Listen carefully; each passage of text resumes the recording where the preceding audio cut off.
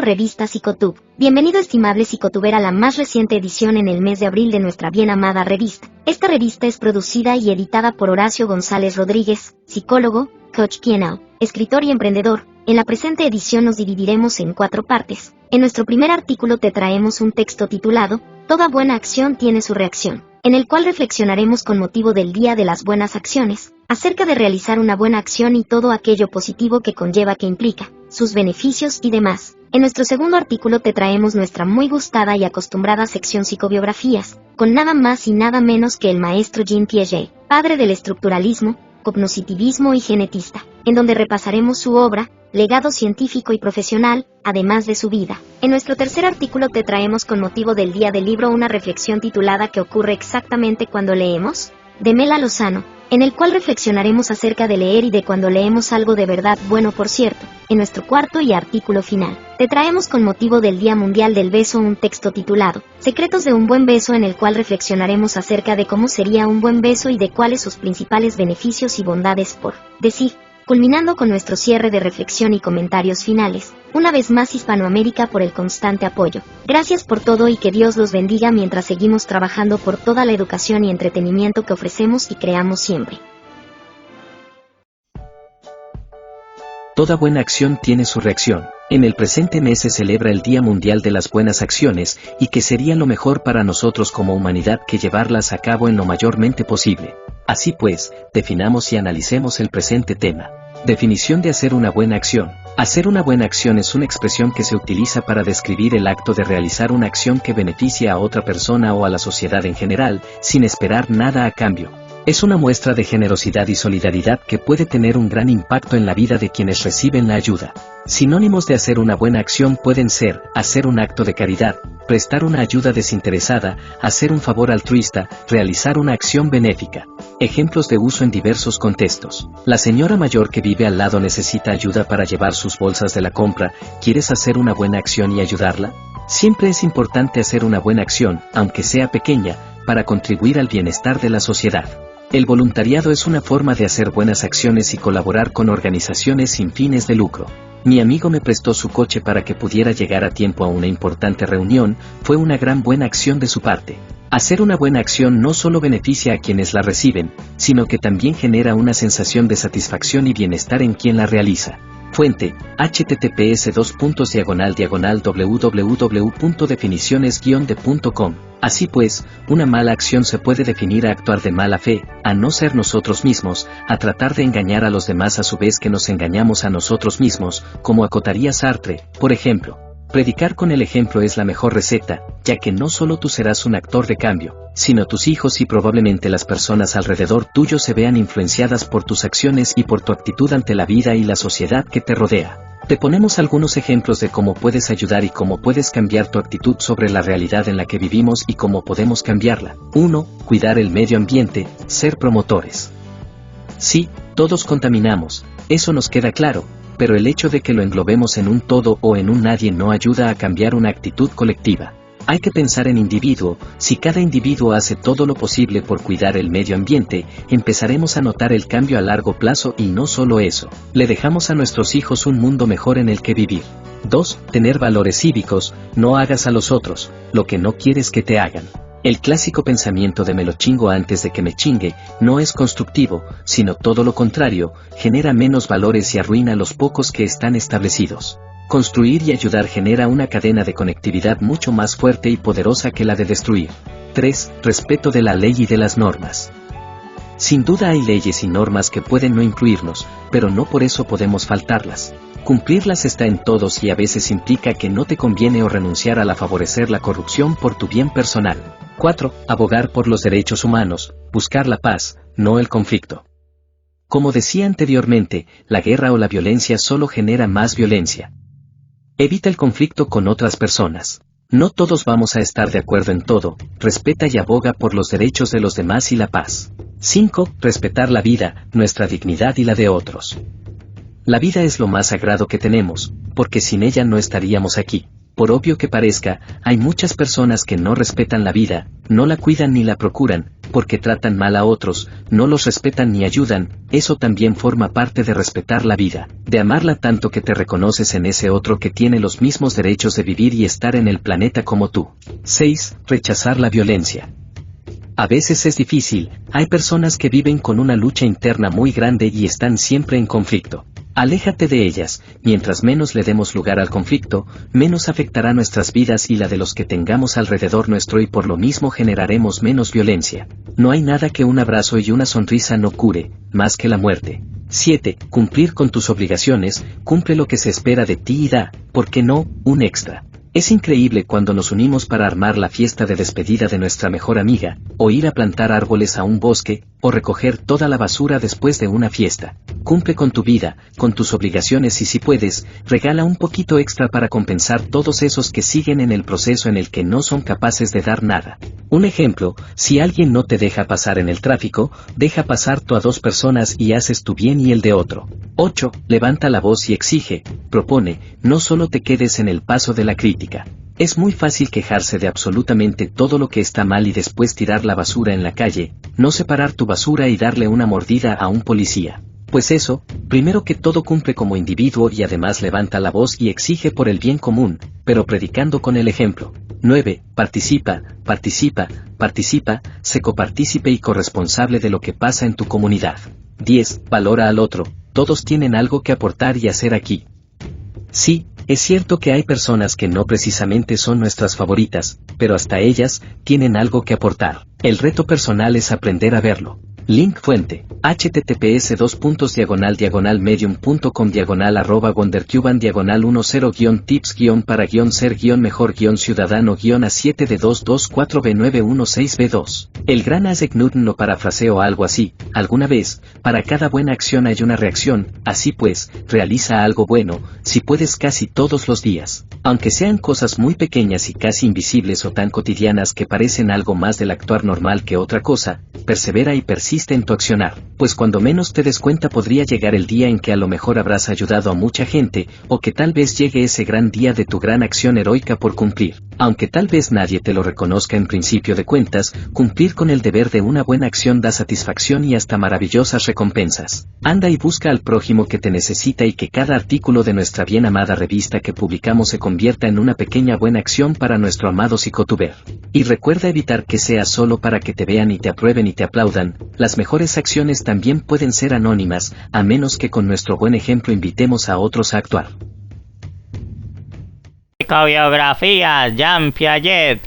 Jean William Fritz Piaget, Neuchâtel, 9 de agosto de 1896, Ginebra, 16 de septiembre de 1980, conocido como Jean Piaget, fue un psicólogo, epistemólogo y biólogo suizo, considerado el padre de la epistemología genética, relativa a la generación de nuevos conocimientos, fruto del desarrollo de estructuras a partir de mecanismos funcionales que se mantienen a lo largo de todo el desarrollo. Véase también psicología genética, reconocido por sus aportes al estudio de la infancia y por su teoría cognitiva constructivista. El desarrollo de la inteligencia a partir de una propuesta evolutiva de interacción entre sujeto y objeto. Hijo mayor del suizo Arthur Piaget y de la francesa Rebecca Jackson, Jean Piaget nació en Neuchâtel, ciudad de Suiza francófona. Su padre fue un destacado profesor de literatura medieval en la Universidad de Neuchâtel. Su abuelo materno, James Jackson, fue el creador de la primera fábrica de acero de crisol en Francia. Jean Piaget fue un niño precoz que desarrolló un interés temprano por la biología y el mundo natural, especialmente por los moluscos. A los 11 años, mientras cursaba sus estudios en el Instituto Latino de su ciudad natal, redactó un estudio referido a cierta especie de gorrión albino y luego escribió un tratado de malacología durante sus estudios medios. Se licenció y doctoró en Ciencias Naturales en la Universidad de Neuchâtel en 1918, con una tesis sobre los moluscos del cantón de Valais. Hasta su traslado a París en 1919, se desempeñó por un breve periodo en la Universidad de Zúrich, donde publicó trabajos sobre psicología. En esa época comenzó su interés en el psicoanálisis, contexto que profundizó además en la obra de Sigmund Freud y de Carl Gustav Jung. Fue analizado por Sabina Spielrein. Años después asistiría al Congreso de Psicoanálisis en Berlín en 1922, donde también conoció personalmente a Freud. Después de mudarse a París, desarrolló una vida académica intensa marcada por los contactos con connotados del área. Trabajó con Hans Liszt y Eugene Blauer. Enseñó en una escuela para niños en la calle de Grange aux Billes, dirigida por Alfred Binet, quien había creado junto a Theodore Simon la escala y test de inteligencia Binet-Simon. A Binet lo había conocido previamente mientras estudiaba en la Universidad de París. Al calificar algunas de las tareas del test de inteligencia, Piaget notó que los niños y jóvenes daban respuestas equivocadas a ciertas preguntas, pero que estos errores eran consistentes y obedecían a cierta regularidad que merecía atención. Así Piaget no se fijó en el hecho de que las respuestas fuesen equivocadas, sino en el patrón de errores de algunos niños mayores y adultos que ya no mostraban. Esto lo llevó a aventurar primeramente la hipótesis explicativa de que el proceso cognitivo o pensamiento de los niños jóvenes es inherente diferente al de los adultos. Finalmente llegaría a proponer una teoría global de las etapas del desarrollo, afirmando que los individuos exhiben ciertos patrones de cognición comunes y diferenciables en cada periodo. En 1920 participó también en el perfeccionamiento de la prueba de inteligencia de CI, cociente intelectual, desarrollada por Stern. Retornó a Suiza en 1921 y se incorporó al Instituto Rousseau de Ginebra, institución en la que fue director de investigaciones.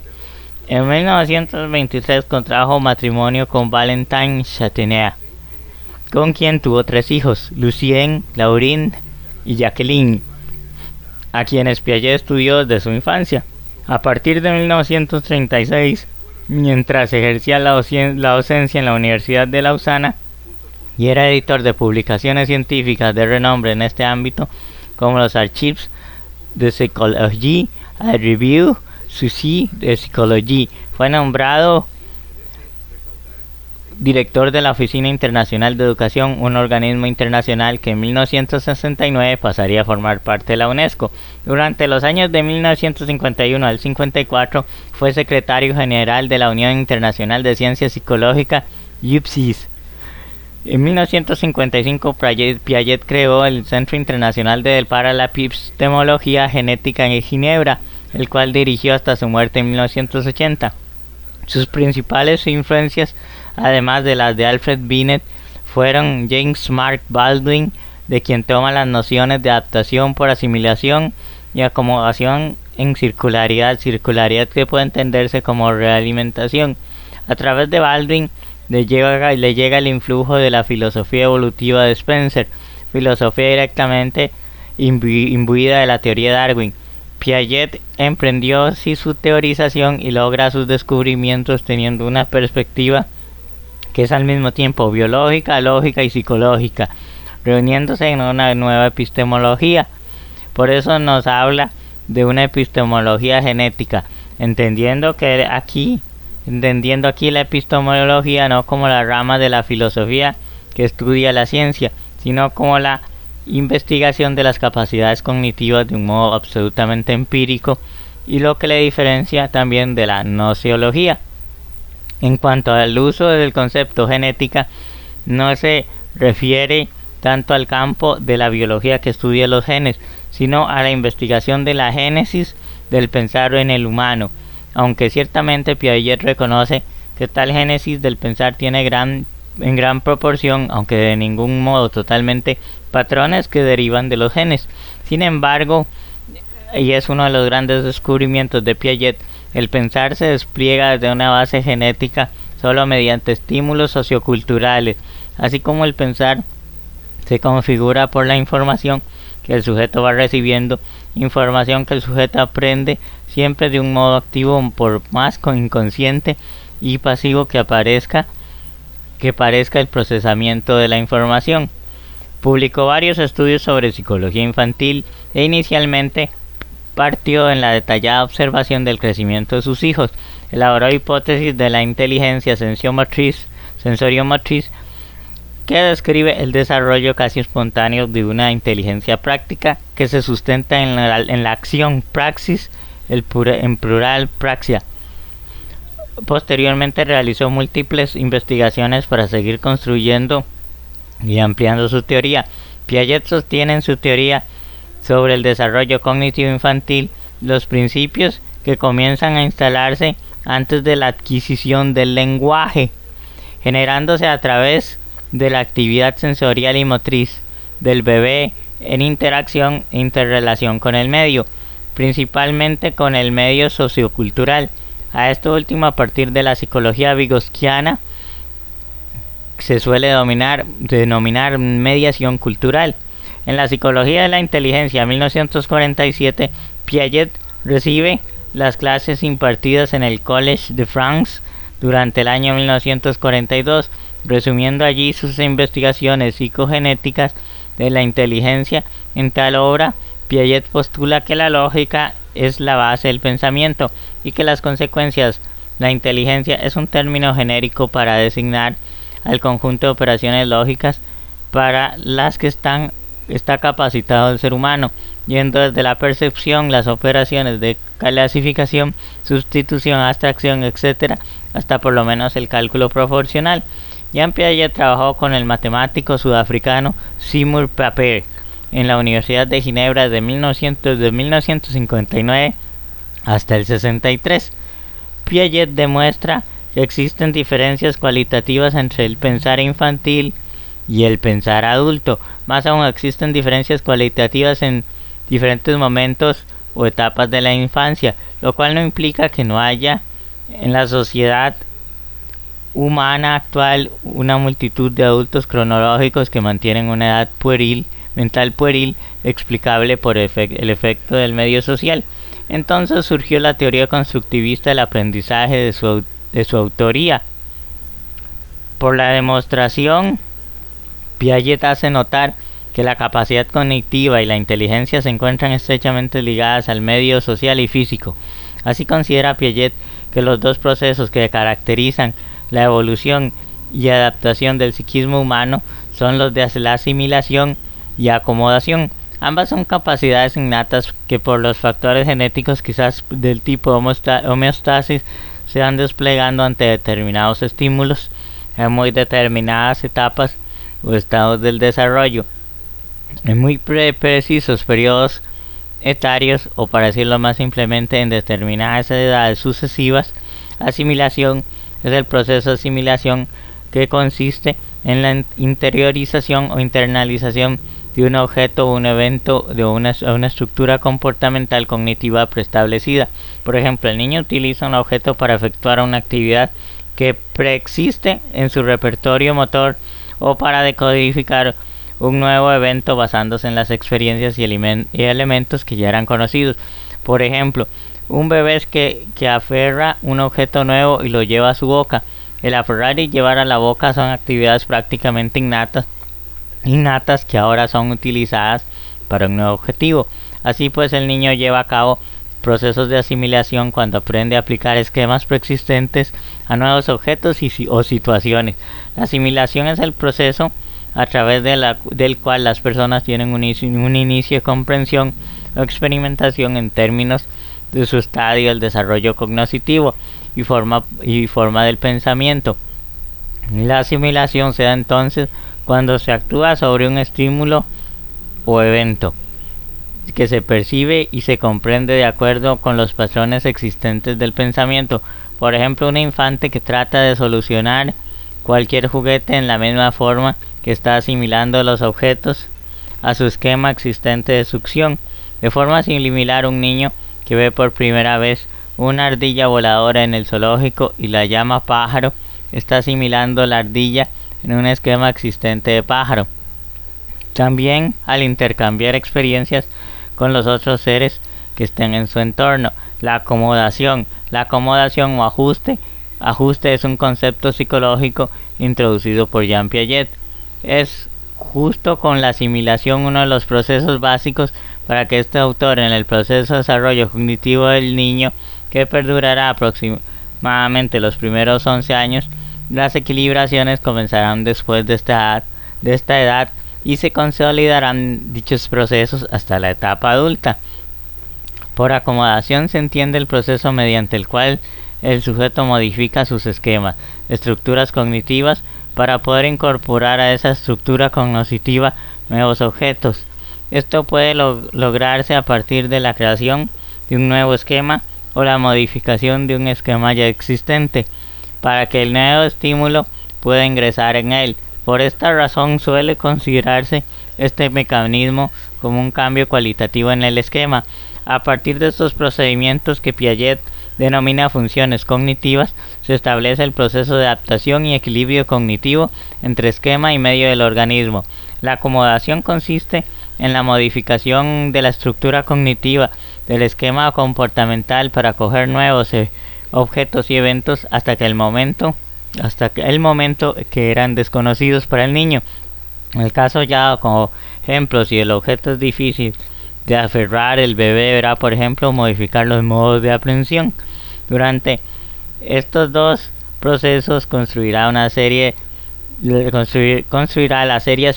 la conservación y la clasificación para ir construyendo las bases de un nuevo proceso denominado equilibraciones, con al menos 3 tipos diferentes, siendo solo la desequilibración cognitiva la causante de la formación del conocimiento humano. Equilibración: cuando una nueva información no resulta inmediatamente interpretable basándose en los esquemas preexistentes, el sujeto podría existir la posibilidad de entrar en un momento de crisis, haciendo que busque encontrar nuevamente algunas de las 3 equilibraciones. Por esto, la epistemología genética de Piaget se habla de una equilibración fluctuante. Para esto se producen modificaciones en los esquemas cognitivos del niño, donde se pueden incorporar las nuevas experiencias, pero con una finalidad: la interpretación, la inferencia, la conclusión a su nivel, los cuales tendrán mayor coherencia para formar sus propias operaciones lógicas. Como se mencionó, este tipo de equilibración no es estático, siendo un problema para el desarrollo al buscar la coherencia en cuanto al nuevo conocimiento e información. Dicha crisis puede ocurrir 3 diferentes procesos: equilibración, reequilibración o desequilibrio. Equilibrio siendo la manera esquemática.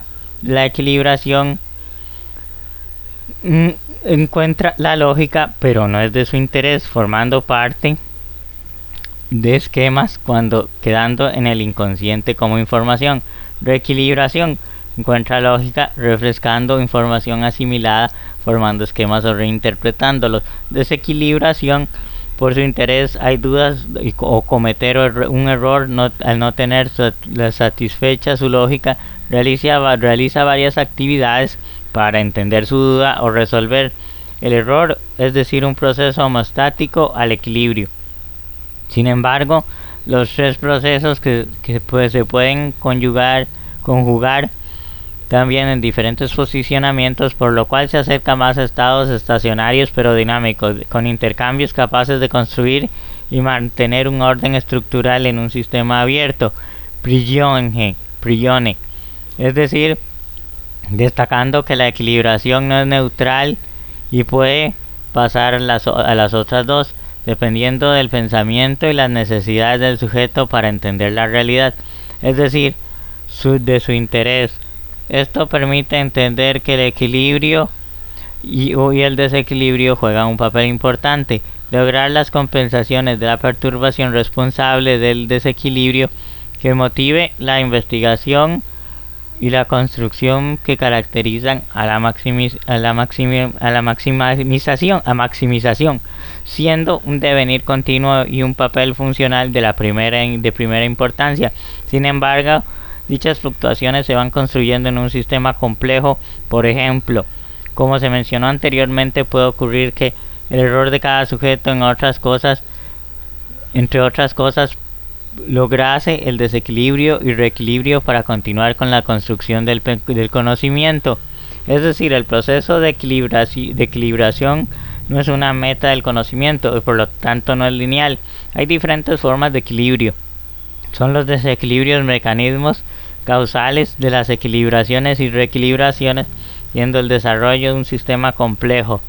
Equilibraciones maximizadoras. Dichas equilibraciones inician potencialmente en el último estadio de la niñez con una infinidad de enlaces entre las equilibraciones y reequilibraciones, siendo las más relevantes para el desarrollo que se pueden generar como las equilibraciones maximizadoras y suscitando la autoorganización. No existe forma de pensar que sea capaz de controlar coherentemente la totalidad de lo real. Son los desequilibrios que forman el motor de búsqueda de conocer, ejecutándose la equilibración y reequilibración bajo reglas construidas y ser desencadenadores de la búsqueda de la coherencia para llegar a abstracciones reflexivas. Por ejemplo, cuando un adulto hace una lectura de su interés y encuentra un párrafo que no entiende, regresa al inicio del mismo para leerlo y encontrar la respuesta que no entiende.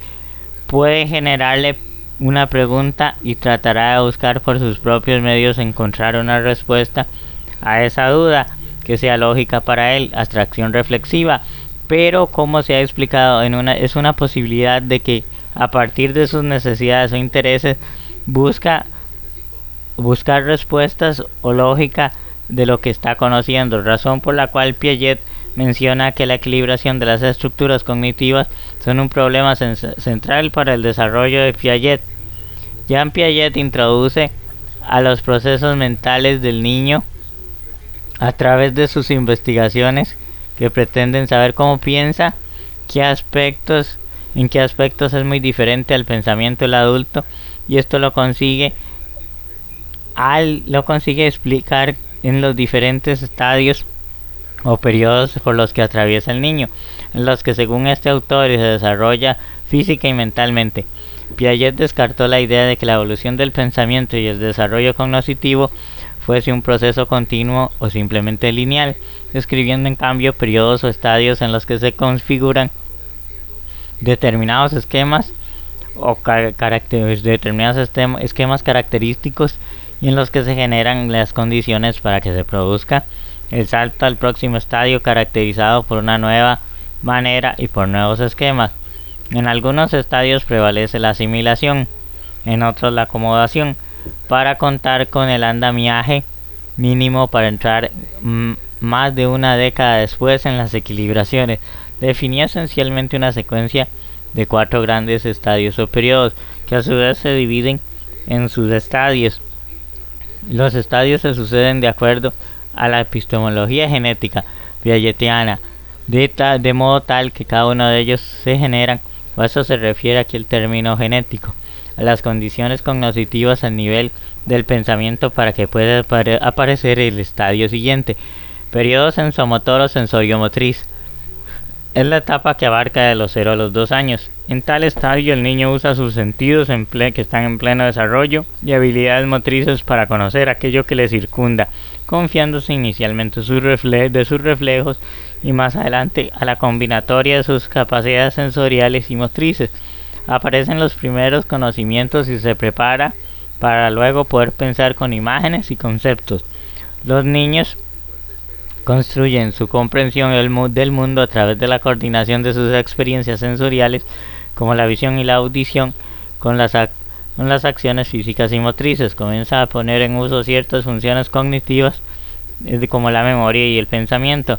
Se sirven de la imitación para ampliar su repertorio conductual. Este periodo de la inteligencia sensoriomotriz puede subdividirse a su vez en 6 subestadios o subetapas. La secuencia de los estadios es la regularidad más importante para Piaget, no así la edad precisa de su aparición. Uno de los reflejos, esta etapa se desarrolla desde el nacimiento y se trata de la actividad principal del primer mes de vida, caracterizado por el ejercicio de actos reflejos que obedecen a tendencias instintivas destinadas a la satisfacción de necesidades elementales. La nutrición, por ejemplo, relacionadas con determinados reflejos, el reflejo de succión, reacciones circulares primarias. Este estadio se desarrolla aproximadamente de 1 mes a 4 meses y medio de vida. Se caracteriza por la reiteración voluntaria de una actividad que ha proporcionado placer. Se dice entonces que el ser humano desarrolla reacciones circulares primarias. Esto reitera acciones casuales que primeramente fueron placenteras. Un ejemplo típico es la succión del propio dedo o de otras partes del cuerpo como sustituto de la succión del pezón. Se denomina primaria porque están centradas en el propio cuerpo. Cabe señalar aquí que el reflejo de succión del propio dedo ya existe en la vida intrauterina. Y sigue reacciones secundarias. Voy cambiando de página. Se perdió la página. Vamos a buscar la página. Es que aquí está. Reacciones secundarias. Aquí estoy.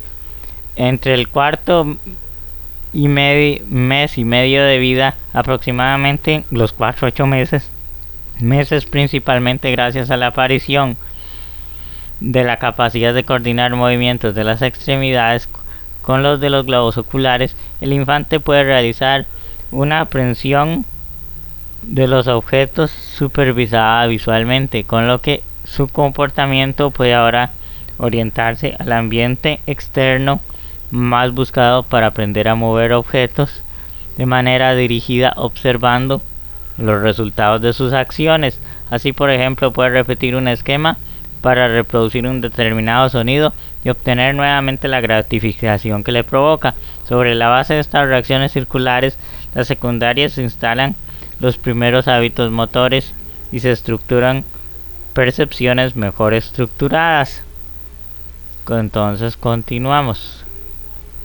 Se inicia el concepto de la casualidad mágica fenoménica, por el que se establece la reacción de causa y efecto entre hechos que se suceden a la vez.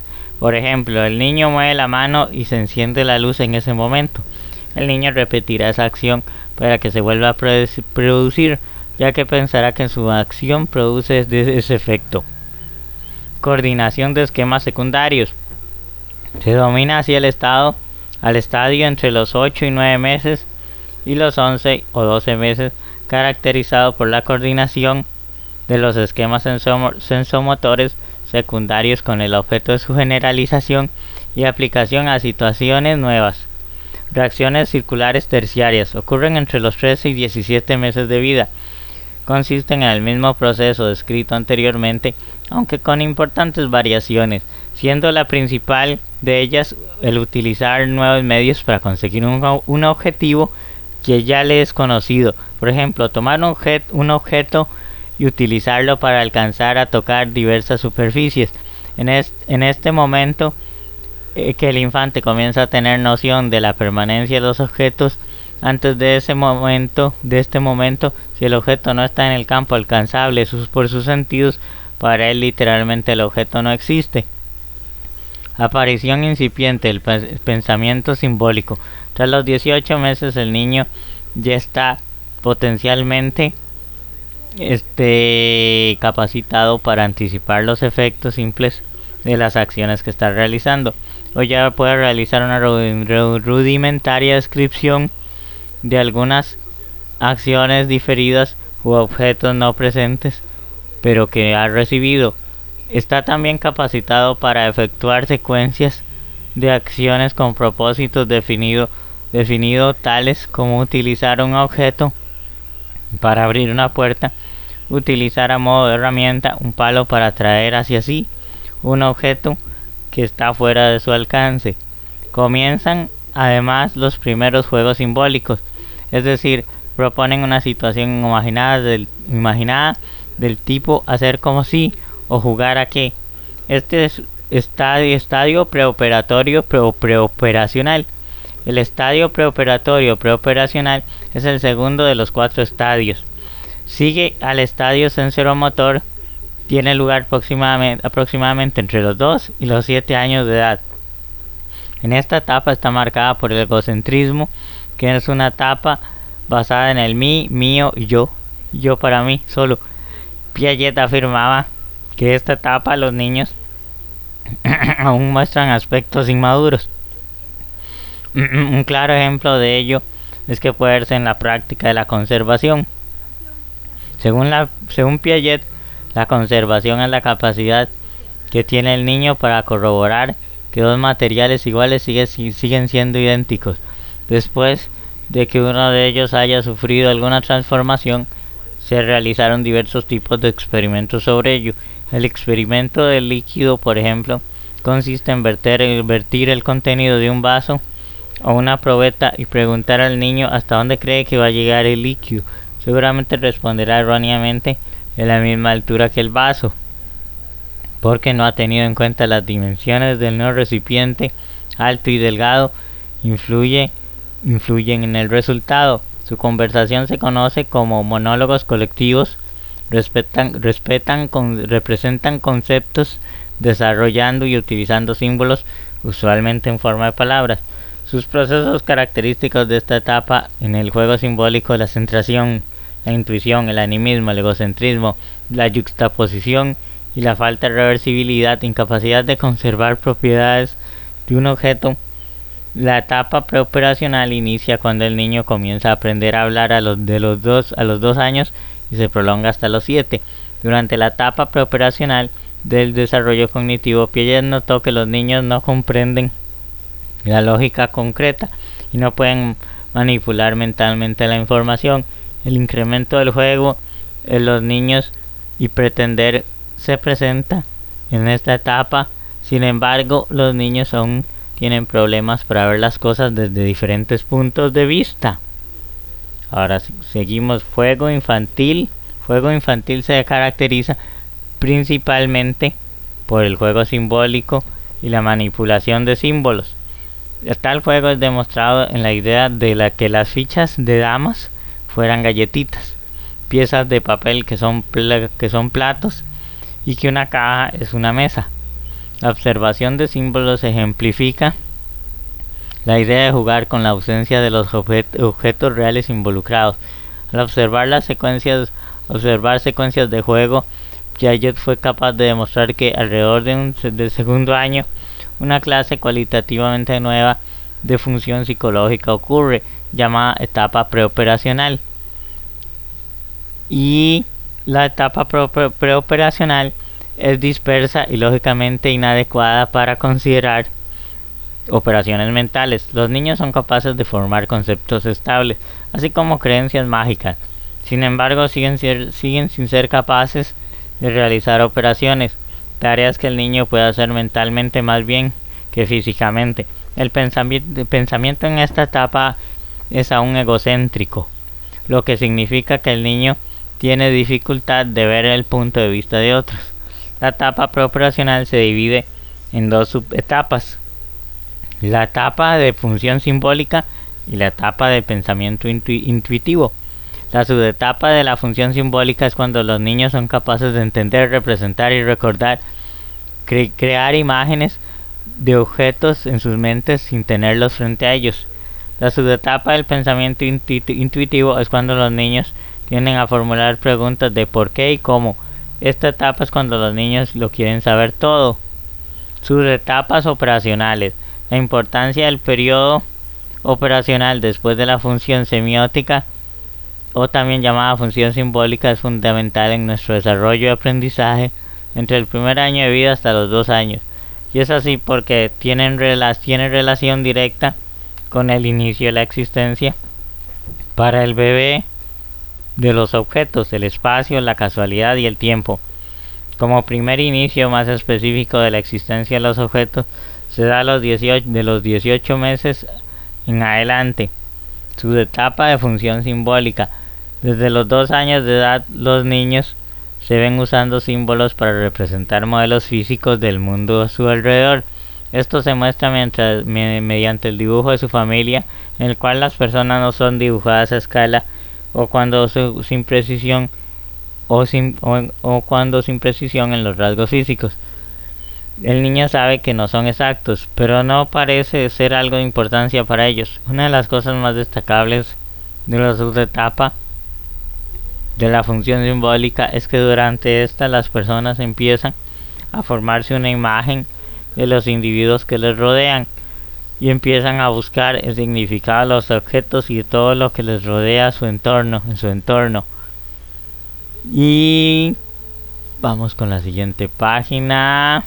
Para buscar la siguiente página. ¿Dónde está la siguiente página? Ok. En su entorno, ok, sí, aquí está. Su etapa del pensamiento intuitivo. Entre los 4 y 7 años de edad, los niños tienden a volverse muy curiosos y a hacer muchas preguntas, comenzando el uso del razonamiento primitivo. Emerge el interés de razonar y buscar conocer por qué las cosas son como son. Piaget llamó la subetapa intuitiva, porque los niños se dan cuenta de que tienen vasta cantidad de conocimiento, pero no se dan cuenta de cómo lo han adquirido. Centración, conservación, irreversibilidad, conclusión, inclusión de clases o interferencias transitivas son todas características del pensamiento preoperacional. Estadio de las operaciones concretas. De los 7 a los 12 años de edad. Cuando se habla aquí de operaciones, se hace referencia a las operaciones lógicas usadas para la restitución de problemas. El niño en esta fase o estadio ya no solo usa el símbolo, es capaz de usar los símbolos de un modo lógico y a través de la capacidad de conservar y llegar a generalizaciones atinadas alrededor de los 6-7 años. El niño adquiere la capacidad intelectual de conservar cantidades numéricas, longitudes y volúmenes líquidos. Aquí por conservación se entiende la capacidad de comprender que la cantidad se mantiene igual aunque varíe su forma. Antes, en el estadio preoperativo, por ejemplo, el niño estaba convencido de que la cantidad de 1 litro de agua contenida en una botella alta y larga es mayor que la del mismo litro de agua trasegado a una botella baja y ancha. Aquí existe el contacto con la teoría de la psicología de la Gestalt. En cambio, un niño que antes ha accedido al estadio de las operaciones concretas está intelectualmente capacitado para comprender que la cantidad es la misma, por ejemplo, 1 litro de agua en recipientes de muy diversas formas. Alrededor de los 7-8 años, el niño desarrolla la capacidad de conservar materiales, por ejemplo, tomando una bola de arcilla y manipulándola para hacer varias bolillas. El niño ya es consciente de que está reuniendo todas las bolillas. La cantidad de arcilla será prácticamente la bola original. La capacidad recién mencionada se llama reversibilidad. Alrededor de los 9-10 años, el niño ha accedido al último paso de la noción de conservación. La conservación de superficies, por ejemplo, puesto frente a cuadrados de papel que se pueden dar cuenta de que reúnen la misma superficie, aunque estos cuadrados amontonados o aunque estén dispersos. Estadio de las operaciones formales, de los 12 años en adelante y toda la vida adulta. El sujeto, aunque se encuentre en el estadio de las operaciones concretas, tiene dificultad para aplicar conocimientos o habilidades adquiridos en situaciones concretas o a situaciones abstractas. Si un adulto le dice: no te burles de él porque es gordo, ¿qué diría si te sucediera a ti? La respuesta del sujeto en el estadio de las operaciones concretas sería: yo no soy gordo, debido a la incapacidad de considerar el nivel de pensamiento dos variables a la vez, o por el hecho de no haber accedido a la noción de conservación. Antes del estadio de las operaciones formales, un sujeto podría, por ejemplo, pensar tras ordenar su maleta: esta pesará menos porque tiene más espacio libre. De acuerdo con esta teoría, desde los 12 años en adelante el cerebro humano estaría potencialmente capacitado para las funciones cognitivas realmente abstractas, puesto que ya estarían afianzadas todas las nociones de conservación, existiría la capacidad para resolver problemas manejando varias variables. La reversibilidad del pensamiento ya se puede manejar de forma simultánea y se podría así acceder al razonamiento hipotético deductivo. A equilibración de las estructuras cognitivas. Las tres clases de equilibraciones son el resultado del progresivo ajustamiento de la asimilación y acomodación que ocurren de manera espontánea o intuitiva por tanteos sucesivos, eliminando los fracasos y reteniendo los éxitos. Pero la medida en que el sujeto busca en ellas una regulación, es decir, tiende a obtener estabilidad coherente, se hace necesario entonces utilizar las exclusiones de forma sistemática, asegurando solo el equilibrio con una exacta correspondencia de afirmaciones y negaciones. La equilibración progresiva es un proceso indispensable del desarrollo, un proceso cuyas manifestaciones se modificarán en cada estadio en el sentido de un mejor equilibrio, tanto en su estructura cualitativa como en su campo de aplicación. La equilibración de las estructuras cognitivas, un problema central del desarrollo para Piaget. Eso en cuanto a su teoría. Entre las designaciones principales de 1921 al 25, director de investigación Jean-Jacques Rousseau, Ginebra. 1925 al 29, profesor de Psicología, Sociología y Filosofía de la Ciencia, Universidad de Neuchâtel. 1929 al 39, profesor de Historia del Pensamiento Científico, Universidad de Ginebra. 1929 al 67, director de la Oficina Internacional de Educación en Ginebra. 1932 al 71, director del Instituto de Ciencias de la Educación, Universidad de Ginebra. 1938 al 51, profesor de Psicología Experimental y Sociología, Universidad de Lausanne. 1939 al 51, profesor de Sociología, Universidad de Ginebra. 1940 al 71, profesor de Psicología Experimental, Universidad de Ginebra. 1952 al 64, profesor de Psicología Genética en la Sorbonne de París. 1955 al 80, director del Centro de Epistemología Genética de Ginebra. 1971 al 80, profesor emérito de la Universidad de Ginebra. Otras designaciones: presidente, Comisión Suiza, UNESCO, Sociedad de Suiza de Psicología, Asociación de Lengua Francesa de Psicología Científica,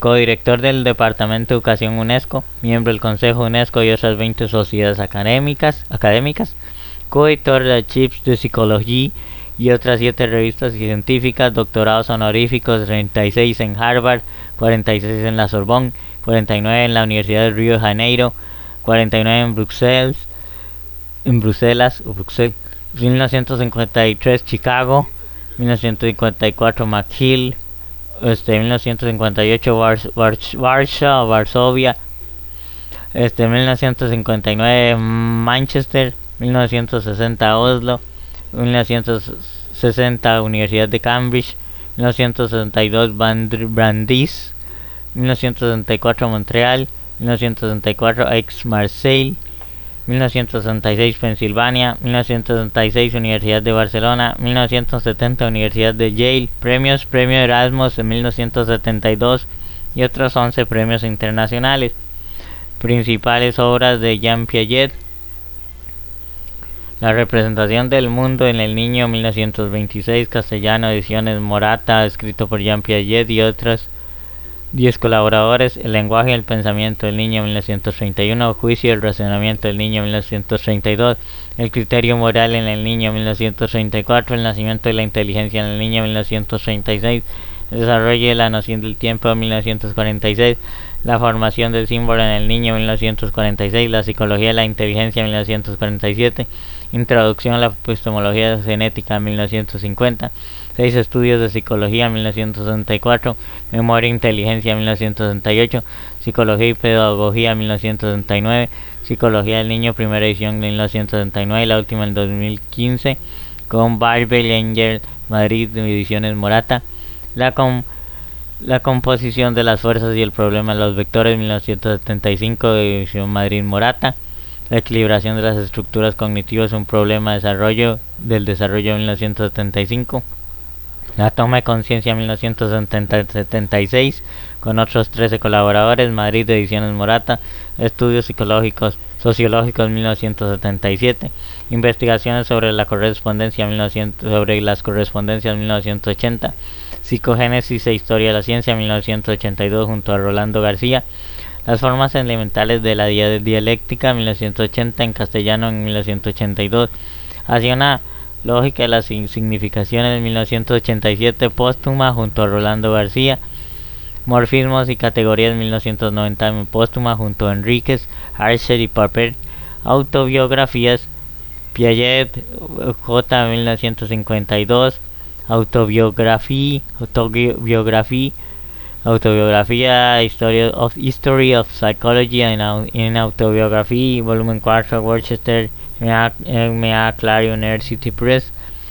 Piaget, J.G. 1976, Autobiography, Review European de Ciencias Sociales. Trabajos principales, 1918, Recherche, la búsqueda, Lausanne, la Concorde. 1924, Le Jugement et le Raisonnement chez l'Enfant, el juicio y el razonamiento del niño, Madrid, la lectura 1922, reedición 1972, Buenos Aires, Guadalupe. 1936, La naissance de l'intelligence chez l'enfant, el nacimiento de la inteligencia en el niño, Madrid, Aguilar, 1969.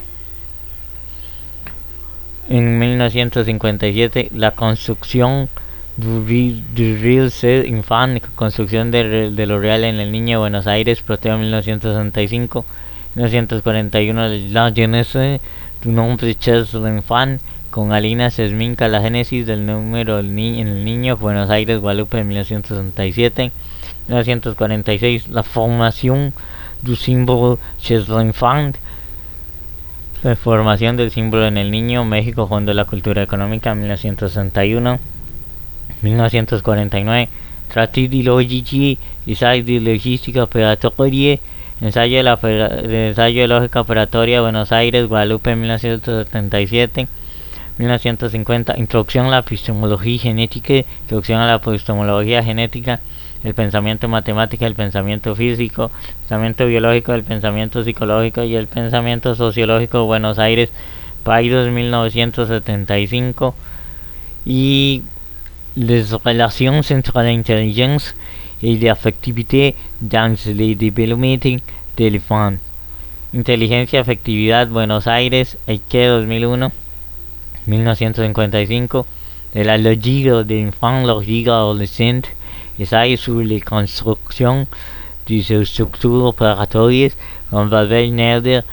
De la lógica del niño a la lógica adolescente, Buenos Aires, Paidós, 1972. 1962, Commentary on Vygotsky's Criticism, New Ideas in Psychology. Etudes de Sociológicos, Estudios Sociológicos, Barcelona, Ariel, 1977.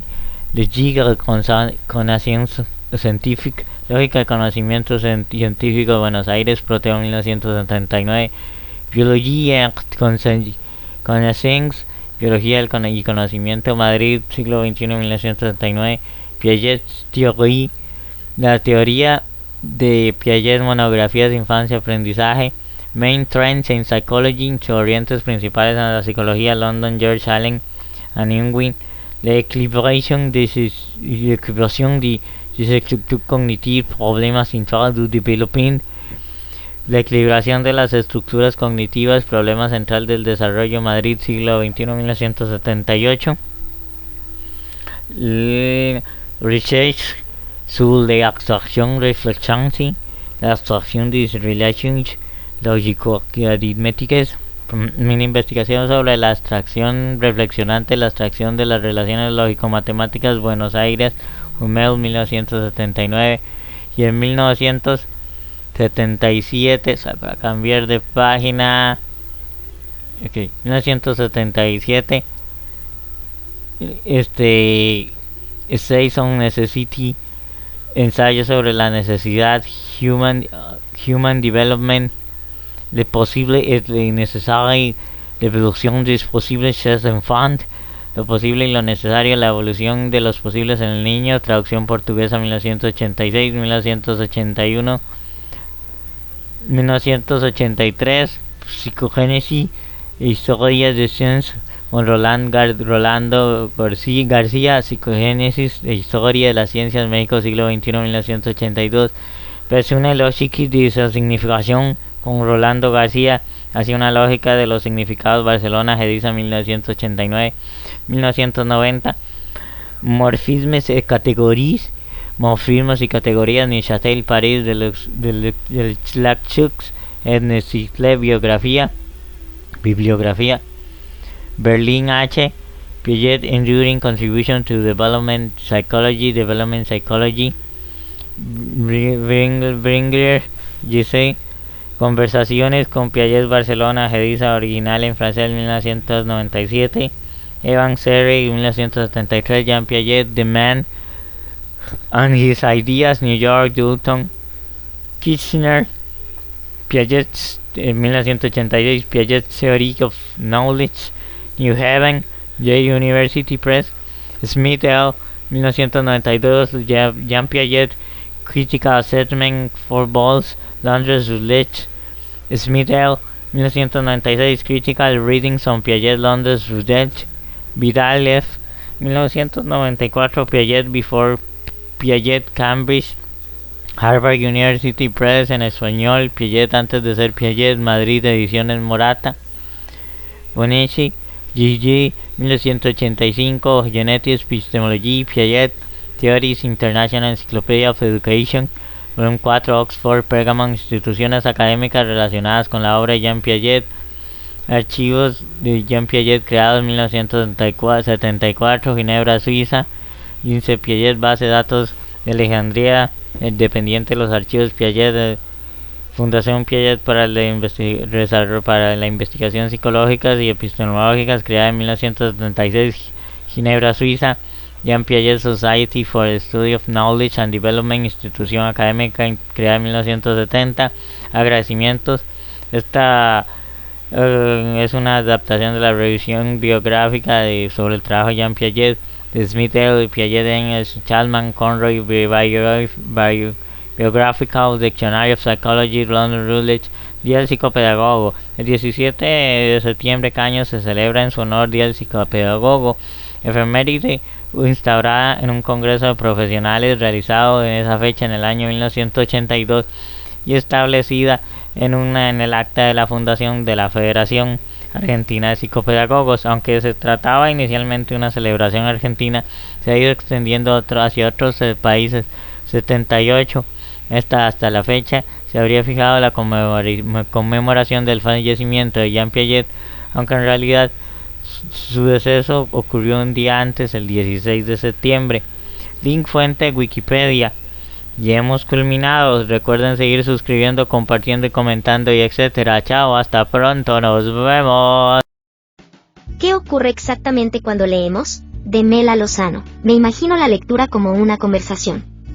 El cerebro habla, no literalmente por supuesto, a través de los ojos. Para los ojos el texto no es más que un montón de símbolos y es el cerebro el que hace el verdadero trabajo. Este no lee las palabras, sino que las considera como pertenecientes a un patrón que reconoce. Cuando se mira una palabra, los ojos envían fotones de tal forma que una red neuronal de la cabeza se activa durante pequeñas fracciones de segundo. Luego se enciende otra red neuronal en otro lugar, y otra en otro lugar. En el cerebro no existe un objeto llamado lenguaje, sino miles de millones de estas diminutas redes neuronales que crean patrones exquisitamente sutiles en el interior del cráneo. ¿A dónde quieres llegar? Solo era una pequeña introducción sin ningún rigor científico, por Dios, para decir que leer un buen libro es una de las grandes experiencias en todos los sentidos. Y no me refiero exclusivamente a los sentidos relacionados con los órganos sensorios más materiales, sino a todos los que completan el campo vivencial. Cuando leemos, hay una mayor sensación de conciencia.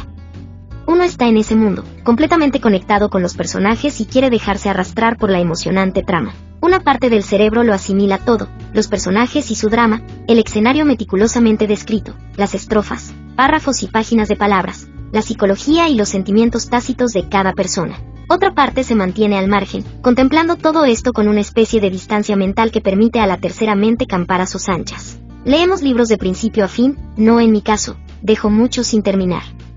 Pero es imposible entender un libro de una sola vez.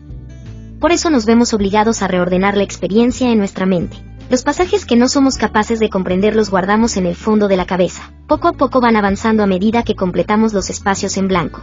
A veces nos saltamos algunos pasajes, sabiendo que tendrán más sentido una vez que hayamos digerido todo lo demás. No solo rellenamos huecos en el texto, sino también huecos en nosotros mismos, respondiendo a preguntas y haciéndolas a medida que avanzamos. El proceso de lectura se desarrolla a lo largo del tiempo.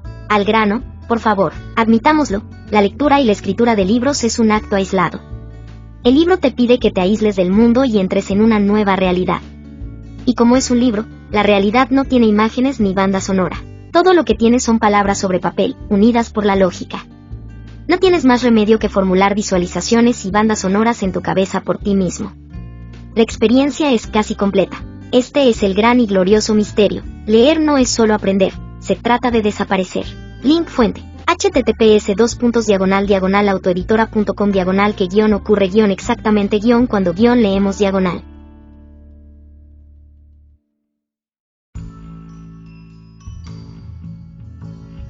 Secretos de un buen beso. En la presente ocasión celebramos el Día Internacional del Beso, así que te traemos unas interesantes recomendaciones y reflexiones acerca de tan dulce asunto, pues nada hay más delicioso que un beso apasionado y, con alguien que te guste mucho. Veamos pues, todo empieza con un beso. Es el primer paso en cualquier relación. Pero, ¿besamos bien? Es algo que todos nos hemos preguntado alguna vez. Y es que dar un buen beso tiene su técnica. No se trata solo de juntar los labios con los de la otra persona. Si quieres dar el mejor beso del mundo a tu pareja, sigue los pasos que te proponemos a continuación. Labios humedecidos. Unos labios secos no deslizan bien, por lo que pueden dar al traste con el beso. Procura humedecértelos con la lengua para que se muevan con suavidad. Gira un poco la cabeza. Para evitar un momento incómodo, gira levemente tu cabeza hacia un lado para que no choquen las narices. Intenta no situar tu cabeza en el mismo lado que la de tu pareja. Cierra los ojos. Dirige tu mirada directamente a los ojos de tu partenaire, pero cuando estés cerca de sus labios cierra los párpados para disfrutar al máximo de la experiencia. Empieza de forma suave y con la boca cerrada. No seas brusco /A. No te lances como si no habría un mañana. Comienza a besar sin prisas, con suavidad. Abre tus labios lentamente, relájate y saborea el momento. Explora con la lengua. Si ves que tu pareja es receptiva al beso con la boca abierta, el movimiento de sus labios te dará la pista. Ábrela lentamente e introduce tu lengua con suavidad. La lengua es muy sensible, por lo que el contacto de ambos órganos resultará muy placentero y estimulante. No la introduzcas demasiado y juguetea con ella. Intercalar besos y picos. No dejes los labios en el mismo sitio más de 2 segundos. Muévelos para que no resulte aburrido e intercala besos con algún piquito. No te cortes y dale pequeños mordiscos en los labios. Si el beso se alarga, es conveniente romper la monotonía. Para darle un poco de chispa y elevar el nivel de excitación, prueba a dar mordisquitos en los labios. Aprende el lenguaje del beso de tu pareja. Cada persona besa de forma diferente. Hay que aprender cómo lo hace tu pareja y para ello se necesita un tiempo. Estar atento a las señales que te dé, suspiros, gemidos, intensidad. Un buen besador debe saber identificar qué es lo que más gusta a su pareja.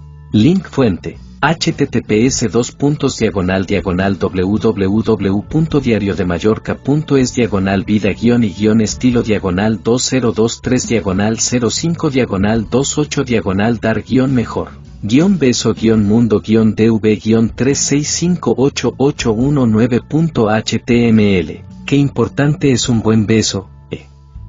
Nos referimos al que te estás imaginando, ese que se da en la boca con intención y que tanto descoloca cuando te lo dan bien. Es verdad que puede ser que los hayamos idealizado un poco. Estamos tan acostumbradas a la educación que hemos recibido a través de los mitos del amor romántico que, en ocasiones, generamos más expectativas de las necesarias, pero vaya, las cosas como son, besar y ser besada aporta una sensación muy agradable. Que levante la mano a quien le haya dado su bidón uno bien dado. Además, por esa persona, no te estamos viendo, pero la tienes levantada. Y es que un beso puede hacerte sentir tanto, ¿verdad? Pues, por lo visto, el sentimiento de euforia que sentimos cuando damos un beso especial es de lo más normal, tal y como cuenta Aida Rubio, coordinadora del equipo de psicólogos de Terapia. Eso es porque el beso tiene la increíble cualidad de requerir de los 5 sentidos. Para besar, implicamos el tacto de una de las zonas más sensibles y con más terminaciones nerviosas de nuestro cuerpo, los labios. Pero también este acercamiento tan estrecho nos permite captar al otro mediante su olor, los sonidos que emite, su mirada y, según qué tipo de beso, a través del gusto, explica. Es más, tales son los estímulos que se reciben, que estudios confirman incluso que un beso puede decirte si estás con la persona adecuada. Tristemente, muchas veces nos quedamos con las ganas de dar un beso por el miedo a que no nos guste tanto como esperábamos o incluso que a la otra persona no le guste como besamos. Somos conscientes de que, dependiendo del contexto, a veces es difícil concentrarte en el beso y hay besos que son muy pero que muy incómodos. En esos casos, no puede cundir el pánico porque, a partir de ahora, ya vas a estar informada al respecto y no tienen por qué salir mal. 10 trucos para besar mejor, paso a paso. Contacto visual. Intenta comenzar mirando fijamente a los ojos y también, mientras te acercas, dirigir la mirada a la boca de tu receptor, eso preparará el escenario que vendrá a continuación. Arriba y abajo. Empieza besando el labio superior de tu persona mientras ella hace lo propio con tu labio inferior. Durante este beso, se prohíbe tener prisa. Dedicarle tiempo lamiendo cada labio y luego, intercambiad los papeles. Y deja que sea ella quien se entretenga con tu labio superior. Según las mejores posturas del Kama Sutra, el labio superior de la mujer tiene una conexión directa con su clítoris, así que imagínate cómo puede acabar el asunto. Ojo con la lengua. Cada cual tiene sus gustos con respecto a esto, pero no la muevas demasiado rápido ni tampoco la dejes quieta, busca la suya, marca el ritmo si es necesario, y dejad que fluya el beso. Asparones. No está de más hacer paradas para retirarte y mirar a los ojos o besar en otras partes sensibles, como en el cuello. Esto aumentará la temperatura, así que ya sabes a lo que te atienes. La saliva. A veces, una traicionera, ya sea porque te reseca los labios o porque no soportas que te fastidien el pintalabios. Elige en este último caso alguno mate y a prueba de besos, ficha aquí los mejores pintalabios permanentes, pero lleva también un bálsamo a mano, si es de algún sabor divertido, mejor, para protegértelos. Aire fresco. Roza también tus labios con los suyos. Deslízalos de lado a lado, sin apoyarlos del todo, eso le provocará unas cosquillas muy sensuales. Después, humedece tus labios con tu lengua y, a continuación, sopla muy despacio. La sensación de frío polar es, para muchos, súper excitante. ¿Y las manos? Hay veces que no sabemos dónde colocarlas, pero, según los expertos, las partes más sensibles y que se prestan a ser buenas zonas para hacer un juego paralelo, son la parte lateral del cuello, la nuca, la cintura y el trasero. La bomba. Hay besos que nunca se olvidan y esta modalidad es uno de ellos. ¿En qué consiste? Imagínate el dentro-fuera en versión oral. Cuando ya lleves un rato besándote con tu pareja, desliza tu lengua en su boca haciendo pequeños movimientos con la punta, como una serpiente y, poco a poco, marca el ritmo que quieras metiendo y sacando la lengua de su cavidad. Parece algo cómico, pero la sensación es divertida y sensual. Muy de las mejores películas románticas de la historia. La bomba, en su mejor versión. ¿Cómo hacerla muy top? Practicando esta técnica a la vez que haces el amor con tu pareja. Será fantástico si conseguís acompasar el ritmo de las caderas con el de vuestra boca. Será tan intenso que tendréis que dejarlo, nadie puede gritar de placer y besar al mismo tiempo, ¿o sí? Ficha aquí las mejores posturas románticas para un sexo de lo más sensual e íntimo con tu pareja. ¡Feliz besazo! Link fuente: https://www.cosmopolitan.com/amor/sexo-amor-trucos-para-besar- Al besarse, los estímulos que se generan en los labios viajan al cerebro y se liberan neurotransmisores que generan placer. Besar disminuye la sensación de dolor y el estrés, además libera vasopresina, endorfinas, dopamina y la hormona del apego, la oxitocina. Cada 5 besos que uno da, se gira 4 veces la cabeza hacia el lado derecho. Hay 2 explicaciones. La primera radica en la alimentación primaria. La gran mayoría de las mamás amamantan al bebé con predilección del seno derecho. Esto queda luego como un instinto en el adulto que besa, y por otro lado la dominancia del hemisferio cerebral derecho. Al besarse, se produce un cambio neuroquímico en el cerebro adaptado directamente al proceso de sentirse a gusto y feliz. En los labios hay una gran cantidad de terminaciones nerviosas que estimulan al cerebro y que permiten contactar temperatura, sabor y pH, condiciones muy íntimas que difícilmente se pueden lograr con otro tipo de contacto. Los besos activan el sistema límbico, lo cual genera la necesidad de seguir besando. Un beso bien dado puede ocasionar tanta adicción como si fuera una droga. Cuando el Dr. Calisto analiza el beso no puede evitar hablar de la emoción. El médico develó que entre más espera el cerebro un beso, más beneficios causa en el cuerpo dicha ilusión. El origen del beso se remonta a la acción primaria de la alimentación, el amamantamiento. El escritor español Jacinto Choza, doctor en filosofía y experto en antropología, concuerda con Blue: un beso es una herencia que aún los humanos cuidan. El beso es un residuo del comportamiento instintivo en la alimentación boca a boca de la especie Homo sapiens, de algunos mamíferos y de casi todas las aves. Esta conducta queda en los humanos como un acto simbólico de dar de comer, dar de vivir, reflexionó. Los humanos nos besamos porque el beso expresa de diversas maneras las características de la unión nutritiva, que junto con la unión sexual son las 2 formas más intensas que mejor expresan el objetivo de la pasión de amar, agregó. Ezequiel López Peralta es un sexólogo argentino que para muchos es considerado el gurú del beso. El besólogo cree que hay un eslabón perdido en torno al beso, pues no se tiene claro cuál fue el chispazo que lo hizo nacer. El momento en que el beso se torna en algo fundamental en el esquema del prototipo de las personas, es una historia que no tenemos clara, explicó. El sexólogo confesó que un beso es el acto más introspectivo que puede existir entre 2 personas. No solamente implica la excitación sexual, también envuelve un sentimiento de comunicación íntimo que involucra los 5 sentidos.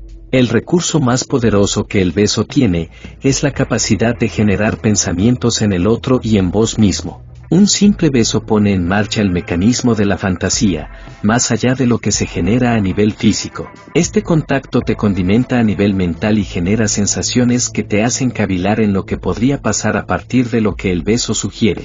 Al besarse, el cerebro libera una gran cantidad de la hormona del apego, la oxitocina. El beso en diferentes zonas del cuerpo puede generar incluso efectos más intensos que el mismo acto sexual. Tengo una creencia personal y no científica: el beso es la herramienta de placer más interesante que tenemos, porque con la boca podemos hacer cosas que con nuestros genitales no. El experto aconsejó potenciar al máximo este recurso, ya que es una fuente infinita de placer. Si nos queremos convertir en amantes inolvidables para alguien, el beso es el arma apropiada, aconseja el especialista. Además, López Peralta marcó la diferencia entre los sexos a la hora de este encuentro. El beso del hombre es más sexual, por eso usa frecuentemente el combate de las lenguas, mientras que el de la mujer es más sutil y prefiere avanzar lentamente por el camino erótico. La liberación de la testosterona hace que a ellos les gusten los besos húmedos, mecánicos e intensos, y ellas, en cambio, los prefieran creativos, sensuales y graduales. Link fuente: https://www.infobae.com/2016-02094356-17943556-10. Secretos-que-nadie-sabe-el-beso.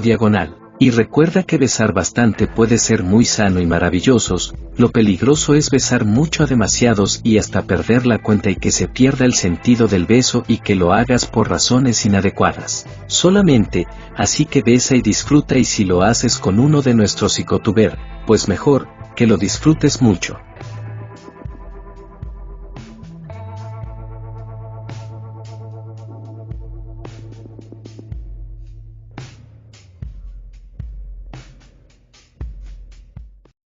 Cierre Revista Psicotub. Hemos llegado una vez más al cierre de otra edición más de nuestra bien amada revista de Humanidades Psicotub.